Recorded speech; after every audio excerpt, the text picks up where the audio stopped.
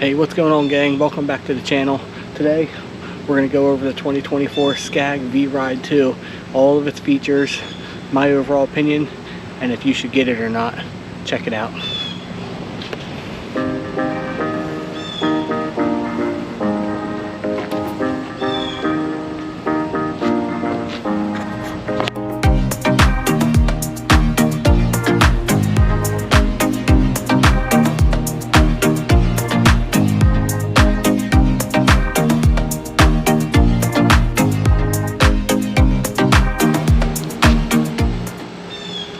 Alright, we're going to start over on the fuel tank side and work our way around to go over all the features and such.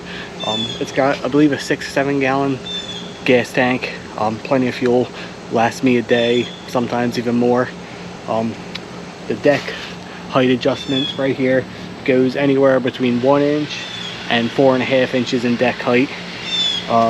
Has the Velocity Plus deck. I got the 37 horsepower fuel injected motor. Fuel injected is amazing. You don't have to worry about the choke or anything like that. It starts right up every time. They also offer a 26 horsepower motor. We'll talk about that later though. Coming to this side, we have oil changing tube that comes out the bottom right here. And you can just loosen this screw up right there and oil drains out of the motor. Tighten it back up, put the tube back up there. Easy access for the oil filter, which is always great. Another option with the Scag mowers is changing the blades. You don't have to climb under for the outside blades. You still have to climb under for the inside blade though, so that's like the only minor thing. You've got the battery box, which protects your battery, keeps it out of the elements, you could say. Coming around to the controls here, park and brake. Good, so when the parking brake's locked, you can't move any of the hydros at all, which is kind of a safety feature. You got your 12 volt plug-in, if you got to charge your phone or anything like that on the go. Throttle, PTO switch, of course the ignition, and then we got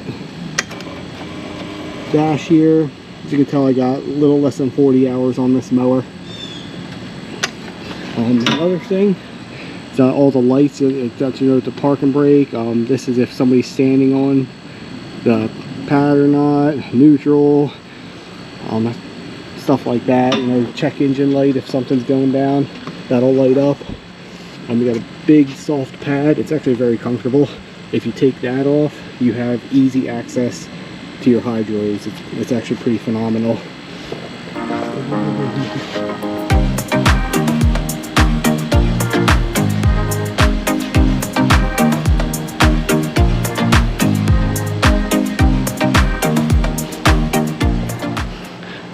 Alright, gang, so overall, I want to say the pros with it definitely are the oil change, the access to the oil filter, be able to change that. That's super easy. I did it at 20 hours. They recommend that, and it literally took not even 10 minutes to do that. Pretty simple.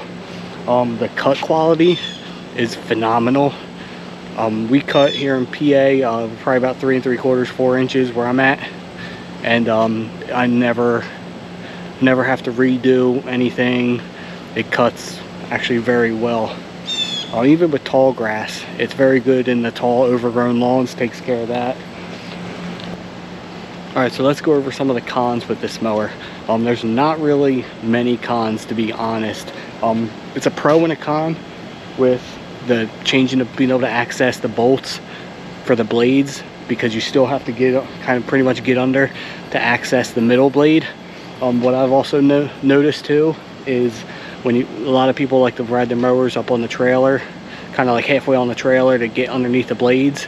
I've had a little bit of problems. I guess maybe my trailer sits low, that even when I drop the blades, it's not high enough for the bolt, because the bolts are so long, so the bolt can't fully drop out of the spindle. So you might want to keep an eye on that. The only other con that I can say is the front caster wheels. They are squeaking already. It's been like probably a week since I got it. They started to squeak, and I don't know, some people are saying that they're not greased very well out of the factory. Like, if you can tell, like you know, you're supposed to grease right there, but I don't know why they just don't put a fitting, you know, kind of like they have there, just so that can be greased easier. But maybe that's something that they can do for the future. But other than that, I really haven't had any, like, I don't have any complaints about the mower. It starts right up every time. It's very easy to use. It's fast, it's efficient, definitely. If there was one other thing to mention, is maybe the deck height adjustment. It you kind of have to reach for it, you know, especially if you're like a bigger person or something. It can be uncomfortable sometimes to adjust the deck, but I'm not complaining about it. Some other people might not like it, but other than that, like, I highly recommend this mower. This is the first Scag that I've owned. I've normally had a Ferris or Exmark, but since buying this one, like, this definitely is a great mower. And you know, with having a little less than 40 hours on it so far, I highly recommend it. Definitely check it out. Well, that's my review of the 2024 Scag V-Ride 2 stand-on mower. I highly recommend them. So if you're definitely in the market, one for your business, definitely give these guys a try. I think that you can do test runs and all that. Definitely recommend that. If you have any pros and cons about this mower that you've experienced, leave them down in the comments. Recommend the mower that you guys use or that you like. Leave them down in the comments. Let's have a chat about it. All right, thanks for watching, guys.